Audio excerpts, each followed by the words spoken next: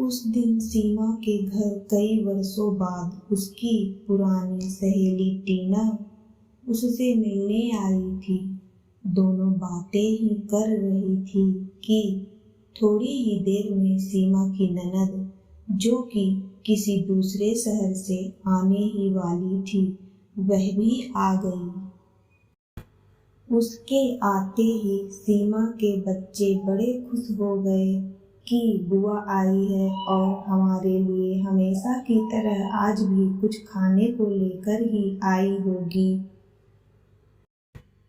फिर जब तक उनकी बुआ ने बच्चों को उनकी इच्छित वस्तुएं बैग में से निकाल कर दे नहीं दी, तब तक वे अपनी बुआ को घेरे खड़े रहे। यह सब टीना देखे जा रही थी। सीमा ने उससे पूछा, इस तरह क्या देख रही है? मेरी ननद बच्चों को बहुत प्रिय है। जब भी आती है बच्चों के लिए कुछ न कुछ विशेष तौर पर लेकर आती है। यही नहीं, बच्चों की उनसे पटती भी खूब है। इसलिए बच्चों को उनके आने का इंतजार बना ही रहता है।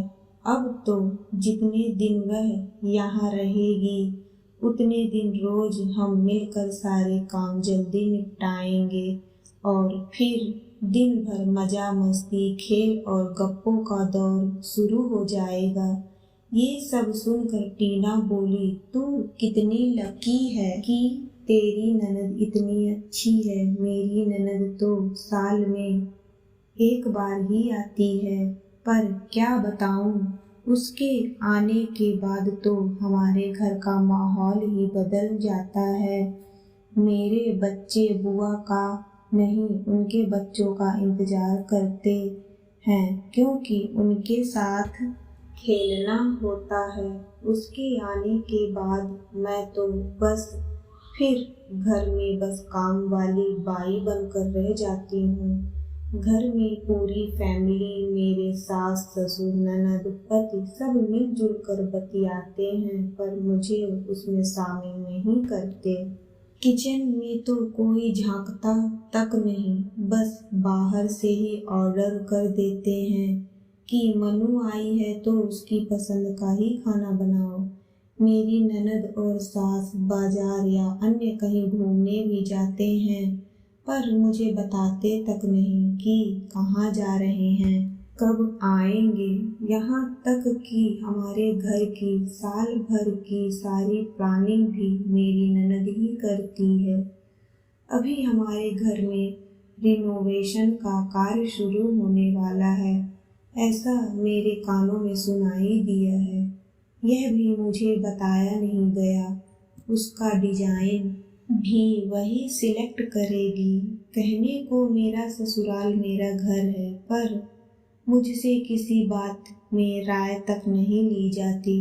दूर बैठी मेरी ननद ही सब तय करती है। मेरे पति भी इस मामले में कुछ नहीं बोलते। ननद का तो अपने ससुराल और मायके दोनों पर राज चलता है, और मैं आज भी ससुराल में अपने आप को अजनबी ही पाती हूँ। टीना की कहानी में तो शादीशुदा ननद ने घर में दखल अंदाजी की, पर दूसरी ओर रीना की कहानी सुनिए। उसकी ननद घर में ही है। उसकी शादी हो चुकी थी, पर किसी कारणवश उसका तलाक हुआ और अब तो मायके में ही है। यहाँ तो हालत और भी गंभीर है, क्योंकि ननद के साथ सिंपैथी भी है, जिस कारणवश घर में रीना को तो किसी भी कार्य में कोई महत्व दिया ही नहीं जाता है। ऐसा कई घरों में होता है। जब बेटी घर में हो तो बहू को अनदेखा किया जाता है, उसे कभी सराहा भी नहीं जाता, और तो और कोई बहू की तारीफ कर दे तो सास यह जरूर कहती है कि मेरी बेटी भी कुछ कम नहीं है। पर ये औरतें यह क्यों नहीं समझती कि आखिर बहू या भाभी भी एक इंसान है।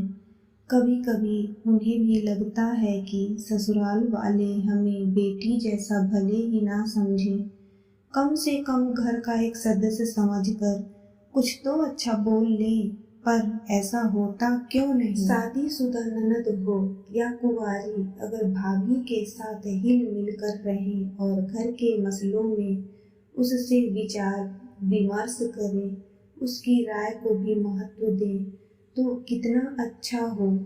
मनमुटाव भी नहीं होगा और रिश्तों में कड़वाहट भी नहीं आएगी। कई ननद भाभियां ऐसी भी हैं जिनका एक दूसरे से इतना लगाव है कि कई बार ननद को अपनी भाभी की बात व्यवहारिक तौर पर सही लगती है और माँ का तर्क गलत, तो वह अपनी माँ को समझाइश भी देती हैं।